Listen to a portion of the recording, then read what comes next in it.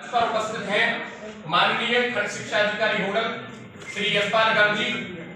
उनके साथ उपस्थित हैं हमारे जो टीम के सम्मानित सदस्य हैं श्रीमान प्रमोद राठी जी, जो रिसोर्स पर्सन के रूप में रहने वाले हैं, और श्रीमान कैलाश भारद्वाज जी, और मेरे सहयोगी बीआरपी श्री विजेंद्र जी, ममता जी एबीआरसी, हेमंत जी।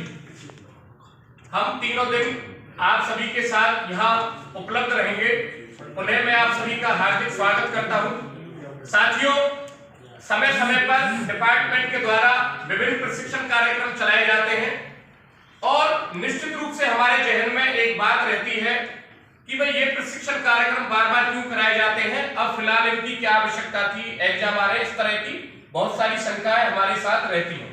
लेकिन मित्रों, मेरा अपना मानना यह है कि मनुष्य जीवन भर सीखता रहता है और वो हमेशा एक विद्यार्थी की भूमिका में रहता है।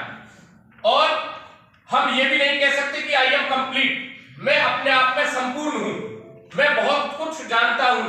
यदि ऐसा हम सोचते हैं तो मेरा अपना व्यक्तिगत ये सोच है, मेरी ये राय है कि ये उचित नहीं है। साथियों, ये जो प्रशिक्षण कार्यक्रम यहाँ पर आयोजित किया जा रहा है, इसमें बहुत सारी बात होंगी, लेकिन मुख्य रूप से जैसा कि आप देख सकते हैं बैनर पर, यहाँ पर निपुण हरियाणा लिखा हुआ है और इसमें फाउंडेशन लिटरेसी एंड न्यूमरेसी, इसके बारे में हमारे साथी आपके साथ चर्चा करेंगे।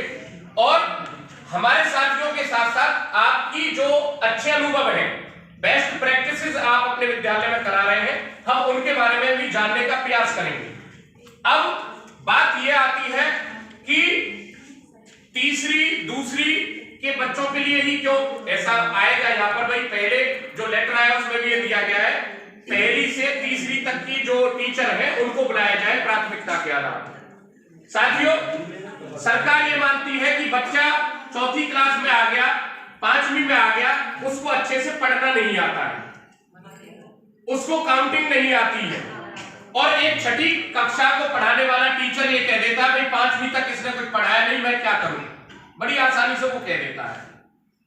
इसका क्या मतलब है कि पांचवी तक के जो टीचर है क्या उन्होंने नहीं पढ़ाया, ये सोच हो सकती है। लेकिन यहां पर प्रत्येक आदमी की जिम्मेदारी तय हो, मैं तीसरी कक्षा का इंचार्ज हूं, मेरे बच्चों पर 20 तक गिनती आनी चाहिए या 100 तक गिनती आनी चाहिए, ये उसका मिनिमम लेवल हो गया, जो कॉम्पिटेंसी एससीईआरटी हरियाणा के द्वारा निर्धारित है। वहां की वेबसाइट पर भी उपलब्ध है, वेबसाइट पर वहां पर आपको पाठ्यक्रम मिलेगा, पाठ्यक्रम के साथ साथ वहां पर आपको दक्षताएं भी मिलेंगी कि कक्षा 3 के विद्यार्थियों को मिनिमम इतना आना चाहिए, ये एससीईआरटी की वो कहती है वेबसाइट। क्या हम उसकी चिंता कर रहे हैं? क्या हमने कभी कॉम्पिटेंसी अपने रजिस्टर में मेंटेन की कि मेरे पास 30 बच्चे हैं, इन 30 बच्चों की ये दक्षताएं हैं? ऐसा प्रयास मैंने किया?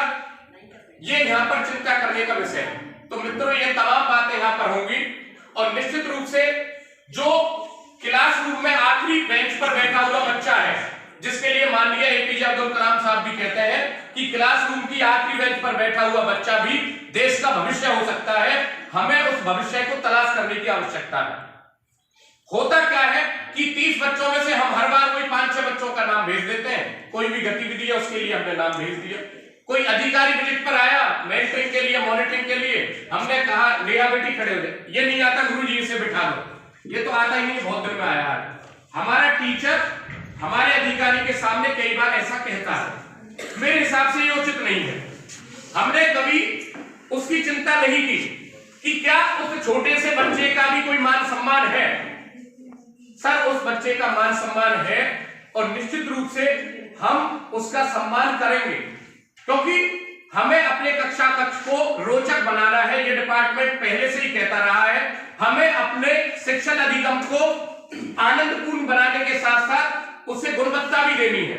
क्वालिटी ऑफ एजुकेशन की बात बहुत समय से हम करते आ रहे हैं। क्या वो क्वालिटी ऑफ एजुकेशन हम दे पा रहे हैं? क्या हमने वो रोचक वातावरण हमने समझा? क्या हमारा बच्चा मस्ती के साथ सीख रहा है या वो बच्चा अपने बैग को जंगले में से बाहर धकेल रहा है? आपने देखा होगा, बहुत सारे वीडियो आते हैं। क्यों?